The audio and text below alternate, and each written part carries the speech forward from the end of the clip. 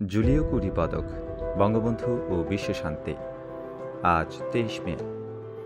১৯৭৩ সালের এই দিনে বঙ্গবন্ধুর হাতে আনুষ্ঠানিকভাবে এই পদক তুলে দেওয়া হয়। ৭১ সালে এই অবিসংবাদিত নেতার নেতৃত্বে বাংলাদেশ স্বাধীন হয়। এর মাত্র ২ বছর পরে বিশ্বশান্তি পরিষদ আনুষ্ঠানিকভাবে বঙ্গবন্ধুকে জুলিও কুরি পদকে আন্তর্জাতিক স্বীকৃতি প্রদান করে।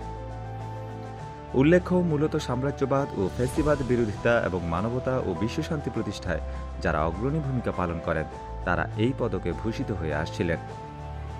১৯৫০ সাল থেকে এই পদকে প্রদান করা হয়।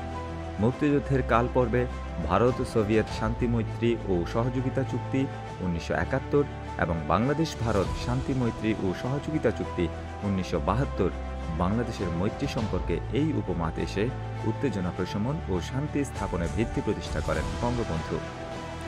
সবার প্রতি বন্ধুত্বের ভিত্তিতে বৈদেশিক নীতি ঘোষণা করে বঙ্গবন্ধু শেখ মুজিবুর রহমান বলেন, পৃথিবীর বৃহত্তম শক্তি যে অর্থ ব্যয় করে মানুষ মারার অস্ত্র তৈরি করছে, সেই অর্থ গরিব দেশগুলোকে সাহায্য দিলে পৃথিবীতে শান্তি প্রতিষ্ঠা হতে পারে। সেই পরিপ্রেক্ষিতে ১৯৭২ সালের ১০ অক্টোবর চিলির রাজধানী সান্তিয়াগোতে শান্তি পরিষদের মহাসচিব রমেশ চন্দ্র বিশ্ব শান্তি পরিষদের প্রেসিডেন্সিয়াল কমিটির সভায় বাঙালি জাতির মুক্তি আন্দোলন এবং বিশ্ব শান্তির সপক্ষে বঙ্গবন্ধুর অবদানের স্বীকৃতিস্বরূপ জুলিও কুরি শান্তি পদক প্রদানের জন্য প্রস্তাব উপস্থাপন করেন।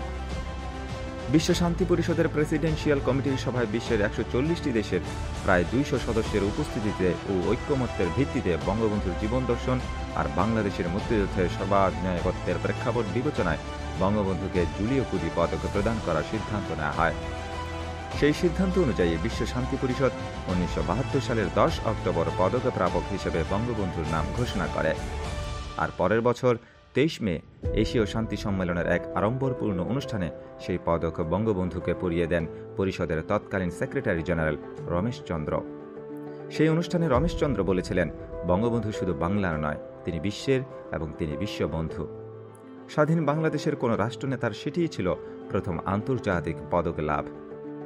বঙ্গবন্ধুর এই পদক প্রাপ্তির আগে কিউবার বিপ্লবী নেতা ফিদেল কাস্ত্রো, ভিয়েতনামের সংগ্রামী নেতা হো চিন মিন, চিলির গণ আন্দোলনের নেতা সালভাদর আলেন্দে, ফিলিস্তিনের জনদরদী নেতা ইয়াসির আরাফাত প্রমুখ এই পদক প্রাপ্ত হন।